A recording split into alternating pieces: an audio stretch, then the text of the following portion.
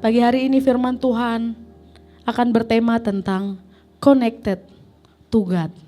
Seperti yang kita lakukan di pagi hari ini. Kita terhubung dengan Tuhan. Lewat apa? Lewat setiap penyembahan kita di pagi hari ini. Penyembahan kita berkata, kuasamu terlebih besar. Tuhanku terlebih besar. Itu menyatakan kita punya hubungan yang dekat dan kuat dengan Tuhan. Sehingga semua permasalahan kita, semua sakit penyakit kita sudah ditanggung oleh Yesus. Karena kita punya hubungan yang kuat dengan Tuhan. Connected to God. Kalau minggu lalu Bapak Ibu Saudara sekalian, kita bersama belajar tentang Roh Kudus adalah dasar utama gereja. Peran Roh Kudus bagi gerejanya yang pertama, saya hanya sedikit saja memberikan review yang khotbah minggu lalu. Apa peran Roh Kudus bagi gerejanya? Satu, menginsyafkan jiwa-jiwa. Yang kedua, membawa jiwa-jiwa. Yang ketiga, mengubahkan jiwa-jiwa. Yang keempat, menanam dan menumbuhkan jiwa-jiwa menjadi saksi Yesus. Pagi hari ini sama-sama kita akan belajar. Roh Kuduslah pagi hari ini yang akan menjadi media untuk menghubungkan kita dengan Tuhan kita Yesus Kristus. Kita baca dalam Mazmur 23, ayat yang pertama sampai ayatnya yang ke-6.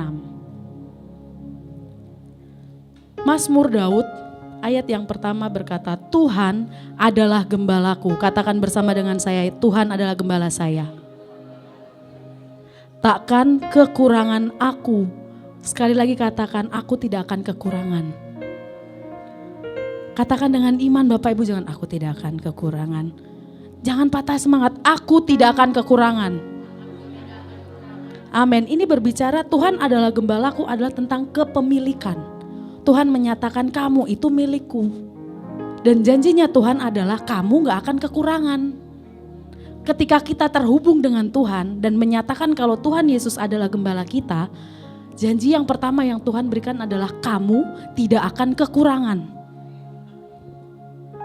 Ayat yang kedua, Ia membaringkan aku di padang yang berumput hijau. Ia membimbing aku ke air yang tenang. Ini berbicara tentang ketenangan. Dan juga istirahat saja. Walaupun memang betul sakit penyakit kita ada, hutang kita juga masih ada, kita masih bingung dengan masa depan anak-anak kita. Sampai saat ini kita masih belum memperoleh keturunan, tetapi janji Tuhan berkata, Ia membaringkan aku di padang yang berumput hijau. Ia membimbing aku ke air yang tenang. Jadi tidak ada rencana yang gagal dari rencana Tuhan itu terjadi dalam hidup kita. Itu pasti. Tapi sabar Bapak Ibu. Tapi ini janji Tuhan. Ia membaringkan aku di padang yang berumput hijau. Ia membimbing aku ke air yang tenang. Tugas kita hanya tenang saja. Itu adalah tugas bagiannya Tuhan.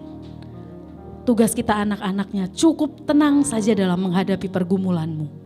Jangan gerasak gerusuk Bapak Ibu. Aduh ini gimana nih? Besok harus bayar nih. Besok nih anak-anak bayar sekolah nih. Tenang. Waktu kapan itu saya datang ke warungnya Pak Prabowo, dia dengan bangga, Bu Pendeta, stikernya sudah saya pasang. Top Pak Prabowo, iman Pak Prabowo sendiri yang akan membawa kemenangan itu dalam kehidupan. Dan warung juga, saya udah tempel Bu.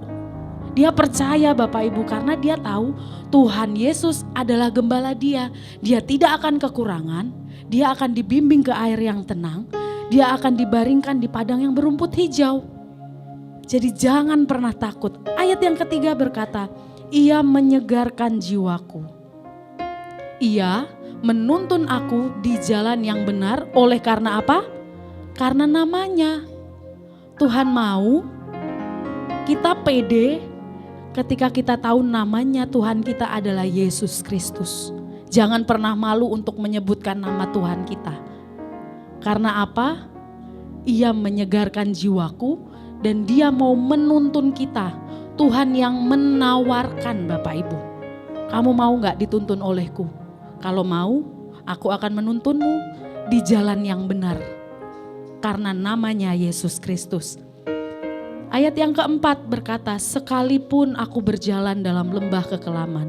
Mazmur Daud berkata, aku tidak takut bahaya. Katakan bersama dengan saya tidak akan takut. Sekali lagi, saya tidak akan takut. Sebab Engkau besertaku. Amin. Hanya Tuhan yang beserta dengan kita, walaupun kita berjalan dalam lembah kekelaman, walaupun perjalanan kita merasa suram, kok sepertinya tidak ada jalan keluar, tetapi Mazmur Daud berkata, aku tidak takut bahaya karena Yesus besertaku. Bukan hanya beserta saja, tetapi Tuhan memberikan peralatannya. Gadamu dan tongkatmu, itulah yang menghibur aku. Ini berbicara tentang perlindungan. Perlindungan dalam pekerjaan kita, perlindungan dalam keluarga kita, bahkan perlindungan dalam pelayanan kita. Tuhan sendiri yang menyatakan Tuhan melindungi pelayanan di tempat ini. Bapak Ibu kalau lihat kenapa yang di sini yang khotbah hanya senior pastor, kalau enggak saya mungkin bosen ya Bapak Ibu ya, atau mungkin ngantuk ya Bapak Ibu ya, atau enggak pastor Hans Jefferson, atau mungkin Pastor Raymond, karena jujur mimbar ini Tuhan gak terlalu banyak buka pintu untuk pendeta-pendeta lain. Kita sempat undang pembicara-pembicara besar, tapi tidak ada respon. Apakah kami mentang-mentang mimbar kecil? No, ternyata ini rancangannya Tuhan. Biar apa? Setiap jemaat yang datang di tempat ini menikmatinya itu firman-Nya, bukan orang besarnya. Karena kita biasa terpengaruh dengan nama besar. Makanya gereja ini, tempat ini, Tuhan yang menyertai, Tuhan yang menyeleksi sendiri pembicara di tempat ini. Karena kita tahu Tuhan yang menyertai gereja ini dari awal buka sampai nanti Tuhan datang pada kali yang kedua. Berikan tepuk tangan buat Tuhan kita. Ayat yang kelima berkata, Engkau menyediakan hidangan bagiku di hadapan lawanku. Engkau mengurapi kepalaku dengan minyak, pialaku penuh melimpah.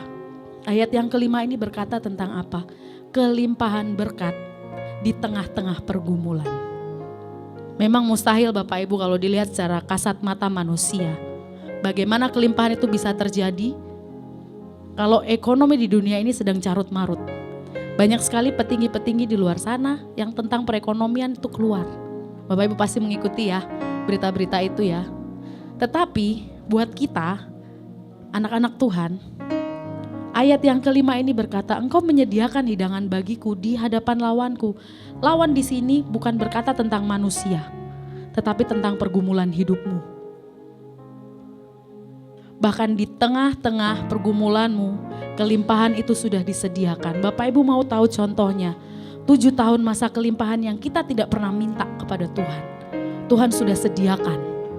Kita gak pernah pikirkan kalau gereja ini diberikan visi yaitu 7 tahun masa kelimpahan.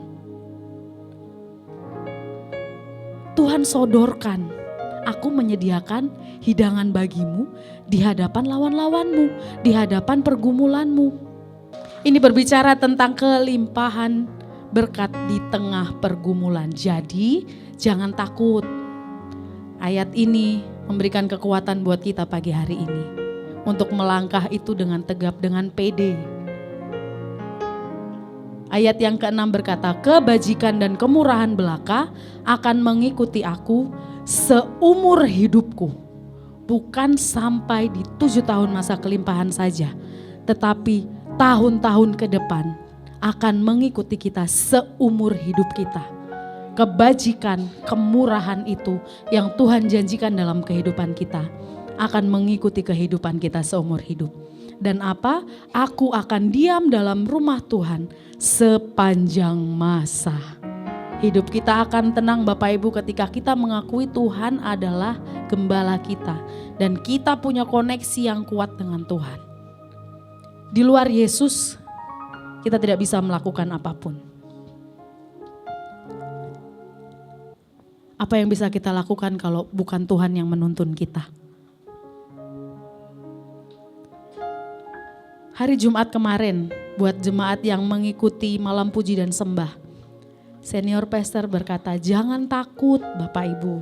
Ketika kita menyembah Tuhan, Tuhan menitipkan kamu jangan takut.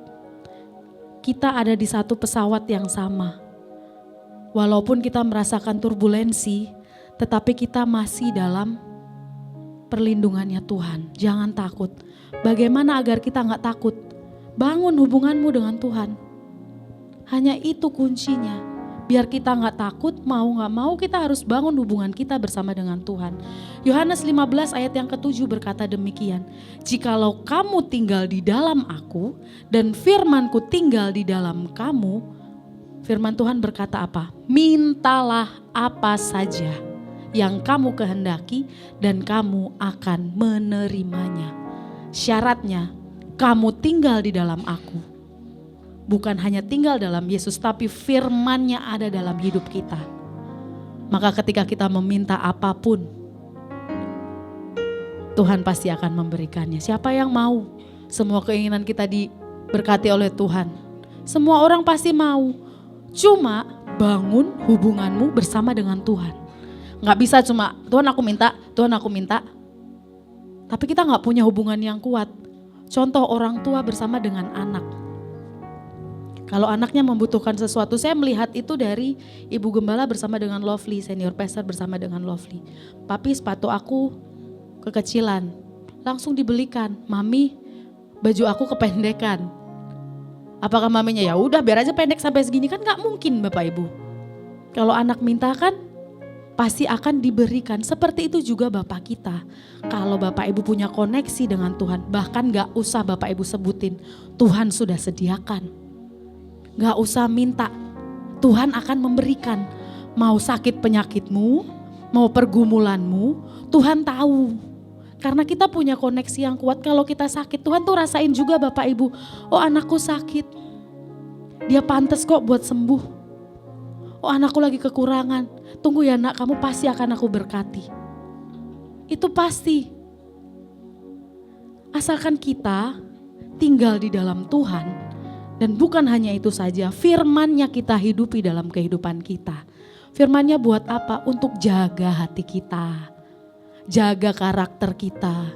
Jadi ketika kita keluar sana, kita bukan jadi dampak yang negatif, kita jadi contoh yang baik buat orang-orang di luar sana.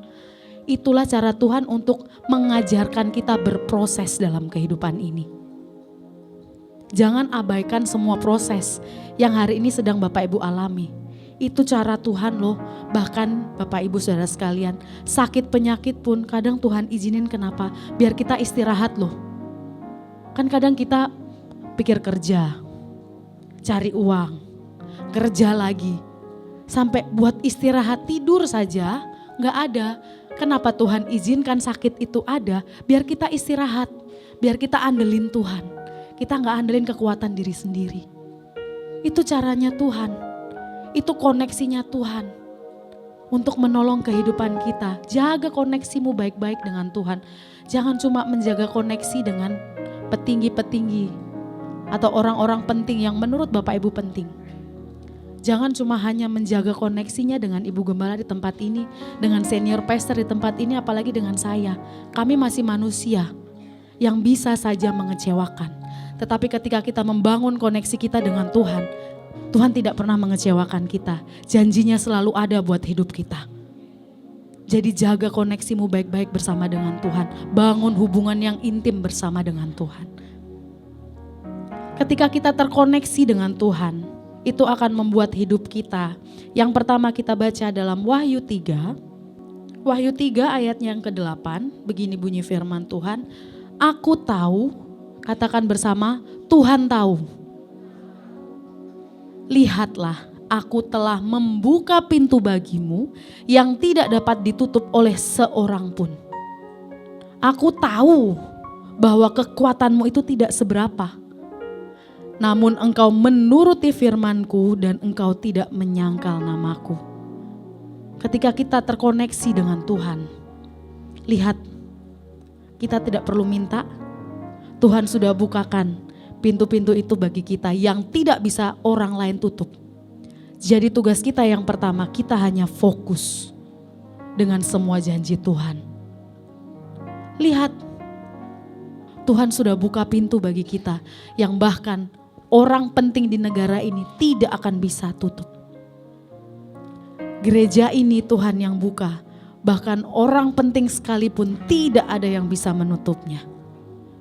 Bahkan sebentar lagi kita mau pindah ke gereja yang besar, dan itu tidak ada orang yang bisa menggagalkannya. Karena itu janji Tuhan dalam gereja ini dan juga dalam kehidupan Bapak Ibu saudara sekalian.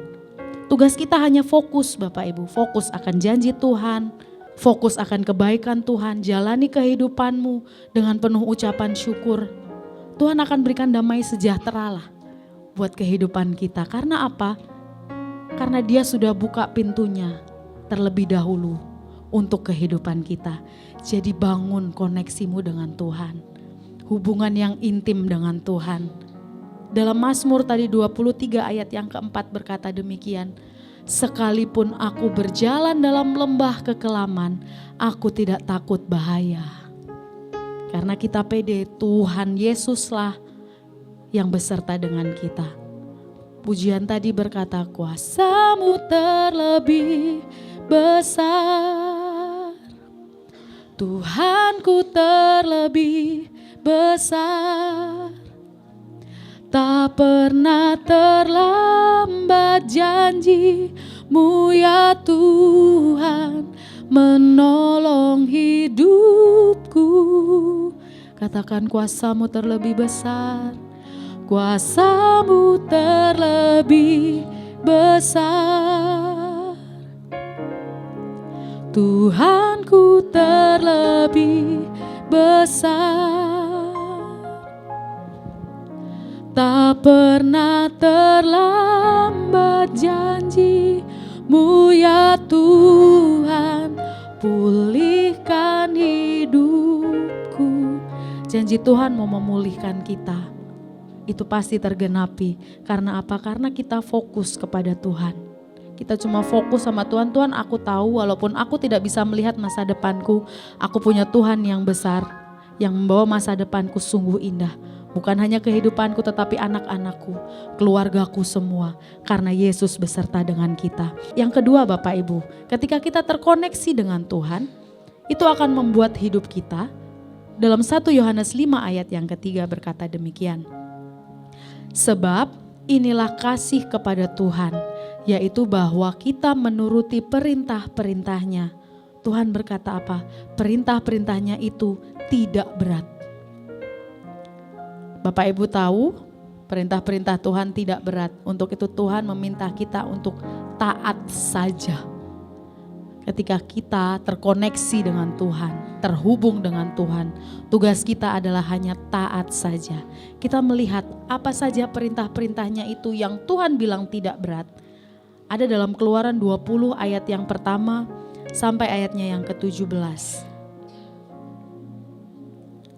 10 perintah Elohim. Yang pertama, perintah-perintah yang tidak berat itu adalah jangan ada padamu Tuhan lain di hadapanku. Berat gak Bapak Ibu? Yang kita sembah hanya Yesus Kristus. Tuhan hanya meminta jangan ada padamu Tuhan lain di hadapanku. Yang Tuhan mau kamu tuh hanya nyembah Yesus, bukan menyembah Tuhan yang lain. Bukan menyembah keuanganmu, bukan menyembah senior pastor yang di sini. Mengagumi boleh, tapi jangan menghalalkan dia. Karena Tuhan berkata apa?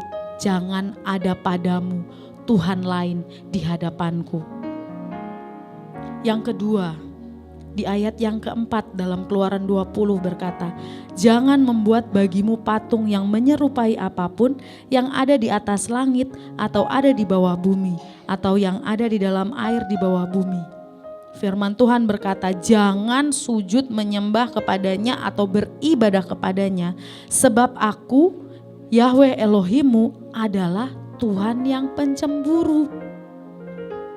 yang membalaskan kesalahan bapa kepada anak-anaknya, kepada keturunan yang ketiga dan keempat dari orang-orang yang membenci aku. Tetapi jangan fokus kepada pembalasannya. Di ayat yang ke-6 berkata, tetapi aku menunjukkan kasih setia kepada beribu-ribu orang, yaitu mereka yang mengasihi aku dan yang berpegang pada perintah-perintahku. Perintah Elohim yang kedua, jangan membuat bagimu patung yang menyerupai apapun. Lalu perintah yang ketiga dalam 10 perintah Elohim, jangan menyebut nama Tuhan Bapamu dengan sembarangan. Itu yang Tuhan minta, jangan sembarangan menyebut nama Tuhan. Nama Tuhan kita itu terlalu kudus, terlalu suci untuk dibicarakan sembarangan Bapak Ibu. Ayat yang ke-8, perintah yang ke-4.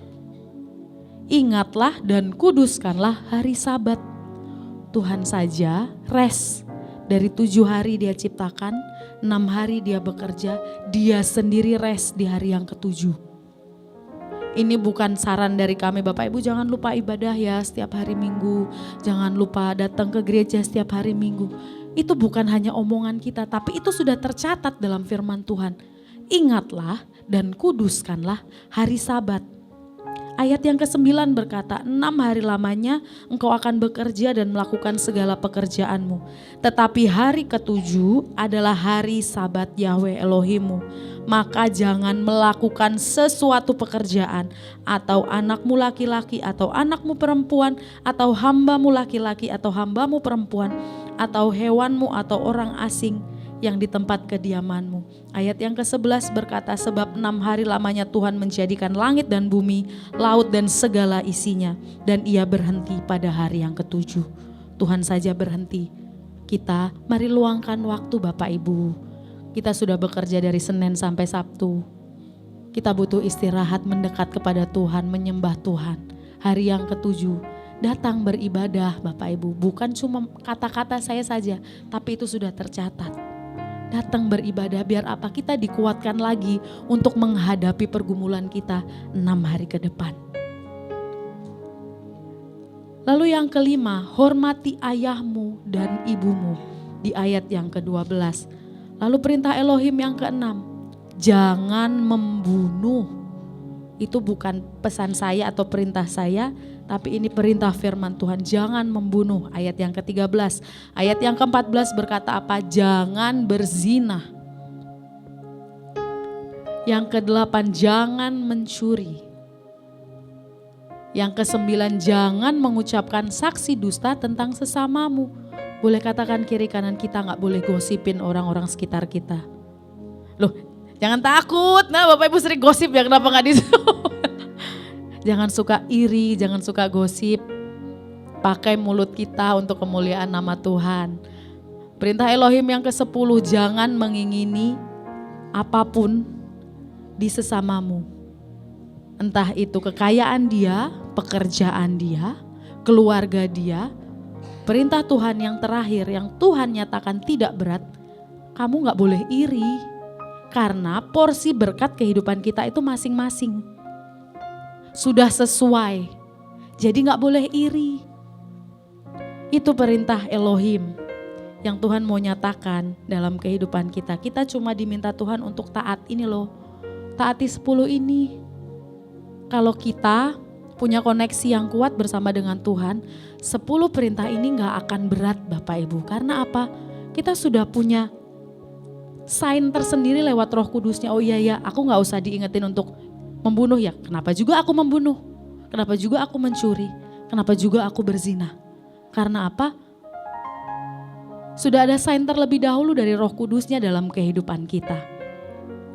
Lalu yang terakhir, terkoneksi dengan Tuhan itu membuat hidup kita dalam Mazmur 27 ayat yang pertama sampai ayatnya yang ketiga. Yang terakhir. Dari Daud, Tuhan adalah terangku dan keselamatanku. Sama-sama katakan dengan saya, Tuhan adalah terangku dan keselamatanku. Kepada siapa aku harus takut? Tuhan adalah benteng hidupku. Kepada siapa aku harus gentar? Ayat selanjutnya, ketika penjahat-penjahat menyerang aku untuk memakan dagingku, yakni semua lawanku dan musuhku, mereka sendirilah yang tergelincir dan jatuh. Bentar, saya mumpung lagi panjang nih. Biasanya kan pendek ya saya Bapak Ibu ya. Ayat yang ketiga, sekalipun tentara berkemah mengepung aku tidak takut. Tidak takut hatiku, sekalipun timbul peperangan melawan aku, dalam hal itu pun aku percaya. Yang ketiga, ketika kita membangun hubungan kita dengan Tuhan, itu membuat kita apa? Percaya. Di ayat yang kedua tadi, boleh mundur sebentar Milano, di ayat yang kedua. Ketika penjahat-penjahat menyerang aku untuk memakan dagingku, yakni semua lawanku dan musuhku, Tuhan berkata apa? Mereka sendirilah yang tergelincir dan jatuh. Jadi kalau ada orang-orang yang merencanakan hal-hal yang jahat dan itu Tuhan gak izinkan, maka mereka sendirilah yang terjatuh dan tergelincir. Sungguh baik Tuhan kita Bapak Ibu. Rencana buruk orang lain itu tidak akan bisa masuk dalam kehidupan kita. Mereka sendirilah yang akan tergelincir dan jatuh. Tidak akan pernah masuk. Karena apa? Karena kita punya koneksi yang kuat dengan Tuhan. Tuhan yang akan jaga kita, Tuhan yang akan tuntun langkah kaki kita, Tuhan yang akan melindungi kehidupan kita. Yang terakhir Bapak Ibu, ayat yang terakhir, janji nih yang terakhir. Mazmur 23 ayatnya yang ke-6. Kebajikan dan kemurahan belaka akan mengikuti aku seumur hidupku, dan aku akan diam dalam rumah Tuhan sepanjang masa. Saat koneksi kita kuat dengan Tuhan, maka kita diajarkan untuk rest. Percaya saja kepada Tuhan, fokus saja akan janji Tuhan, taat saja akan perintah Tuhan. Maka semuanya itu akan mengikuti kita seumur hidup kita. Dan kita hanya diam saja menikmati kebaikan Tuhan dalam hidup ini. Amin untuk kebenaran firman Tuhan.